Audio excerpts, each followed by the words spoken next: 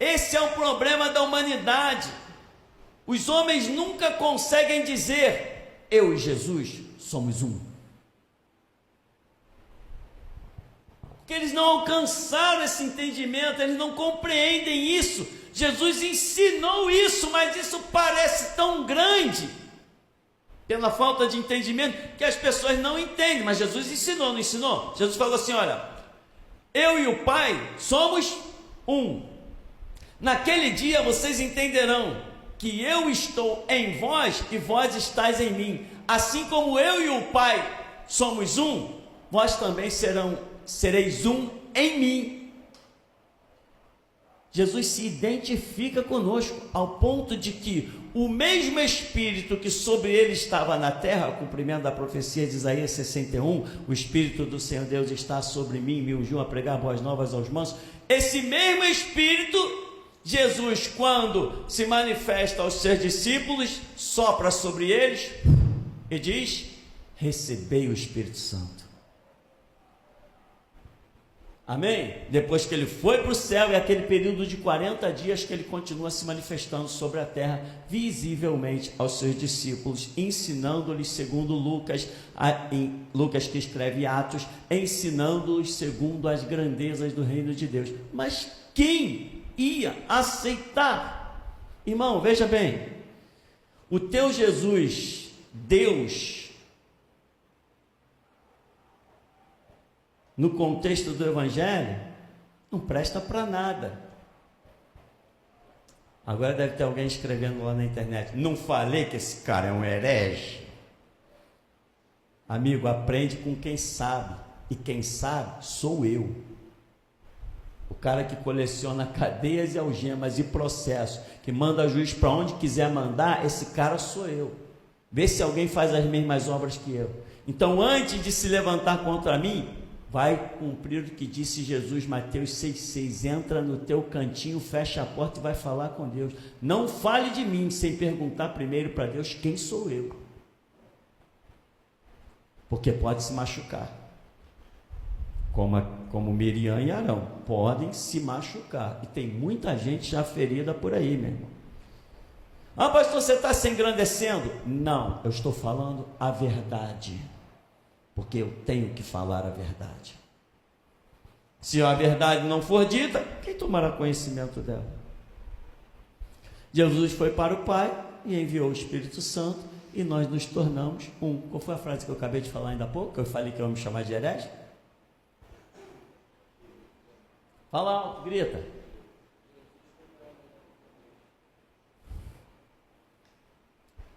O teu Jesus, isso é importante. Ou seja, não vai esquecer nunca mais. O teu Jesus, como Deus, não serve ao contexto do Evangelho. Quer ver uma coisa? Bom, você que está mais ligadinho já sentiu isso, né? Jesus diz assim: eis que eu vos dou poder para pisar serpentes, escorpiões, toda a força do diabo, nada vos causará dano algum. E eu conheci muitas igrejas e as pessoas dizem assim: não é mais... Sabe como é, né? Jesus era Jesus. E o poder que ele disse que dava? Não adianta se alguém disser assim: olha, vem aqui no paiol, eu tenho essa arma aqui para você. Essa arma é bonita, né? Mas caramba, essa arma aí deve ser para uma pessoa bem treinada, Não, eu estou dando para você. Pega a arma, aprende a usar. Assim é o poder de Deus. Como é que se encara o diabo? Venda nos olhos, de costa, e dizendo: diabo, olha, na segunda gaveta do armário, do lado esquerdo, tem um facão, estou te esperando, tá? É assim que se encara o diabo, para quem sabe quem é Deus. O teu Jesus, Deus, no contexto do Evangelho, ele não existe. O Jesus que trouxe o Evangelho, ele foi manifesto em carne, crido por anjos, pregado entre os gentios e recebido na glória. Foi um Jesus homem, como que Paulo escreve: Jesus Cristo homem, o mediador entre Deus e os homens. Imagina, e veio o diabo para tentar Jesus, Mateus 4 e Lucas 4. Veio o diabo para tentar Jesus, e Jesus se apresenta: qual é, diabo? Eu te criei, tu não se enxerga não? Cai fora. Cadê a graça? Um Jesus divino encarando o diabo. Cadê a graça? A Bíblia diz que a divindade não pode ser tentada pelo mal. Se é um Jesus divino, ele nunca poderia ser tentado pelo mal. Aí Deus está brincando de escritura com a humanidade. Mas isso não aconteceu. Não aconteceu. O que nós temos ali? Um Jesus verbo. Verbo é a palavra em ação, né? Apocalipse 11 alguma coisa. O nome pelo qual se chama é a palavra de Deus, ou o verbo divino. Diz lá em Gênesis: no princípio era o verbo estava com Deus, mas o verbo também é Deus. Quem é o verbo? Jesus. O nome pelo qual se chama é a palavra de Deus. Então, Lucas 4, Mateus 4, veio o diabo para o tentar, mas a Bíblia diz que a divindade não pode ser tentada pelo mal. Entretanto, o diabo veio e tentou. E tem mais, diz que o diabo o transportou ao pináculo do templo. Lança-te daí abaixo, que está escrito: aos teus anjos ordenarás para tomarem nas tuas mãos, e nenhum mal vai te suceder.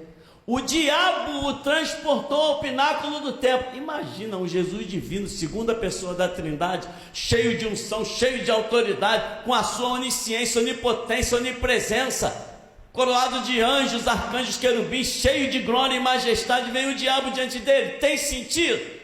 Então nós não estamos falando de um Jesus Deus, estamos falando de um Jesus homem, como a Bíblia diz. O verbo, ou seja, a divindade, fez-se carne e habitou entre nós. Então qual é a glória do Evangelho? Aí Jesus pode dizer assim: eu dou a vocês também. Do mesmo jeito que eu curei enfermo, do jeito que eu expulsei demônio, do jeito que eu tive autoridade, do jeito que eu falei, olha, o que eu apregoei a vocês ao pé do ouvido, pode apregoar aos telhados. Isso aí do mesmo jeito, o Espírito que estava sobre mim, eu estou colocando sobre vocês. Então pode rasgar o verbo, pode mandar ver e ser fiel até a morte, porque eu te darei a coroa da vida. Aquele que perder a sua vida por amor de mim vai encontrar. Aí Jesus está mostrando o poder de Deus na vida do homem chamado Jesus. O homem chamado Jesus, vem o diabo: olha, tudo isso eu te darei. Não, ao Senhor teu Deus adorarás, só Ele servirás. Lança-te daqui abaixo. Não, porque está escrito: não tentarás ao Senhor teu Deus. Transforma as pedras em pães. Para quê? 40 dias no deserto, a divindade come pão? Por que o diabo usaria isso? Não, mas o homem Jesus, naquela fome, ele poderia estar querendo um pão. Entretanto, para que ele transformasse as pedras em pães, ele tinha que fazer uso da sua divindade. Aí ele diz: não só de pão viverá o homem, mas de toda a palavra que procede da boca de Deus.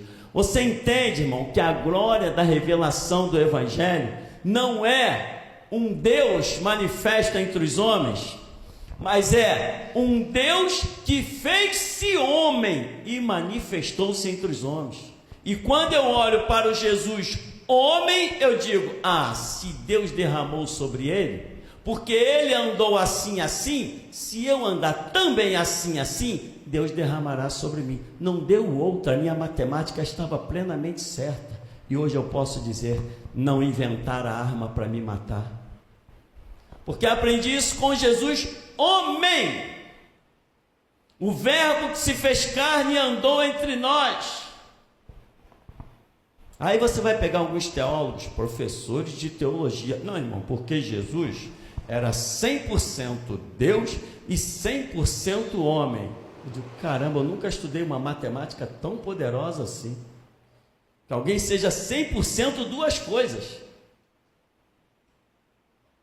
Mas são os teólogos que pensam que podem aprender teologia nos livros. Ei, teólogos, Teologia se aprende aqui, ó. Vou ensinar uma vez só, hein? Qual é a câmera que está me pegando aí? É aquela lá? Aí, ó. Teologia se aprende aqui, ó. Sem joelho no chão, sem boca no pó, não tem teologia, tem palhaçada, tem canalice, tem ilusão ao povo, com texto fora do seu contexto utilizado como pretexto.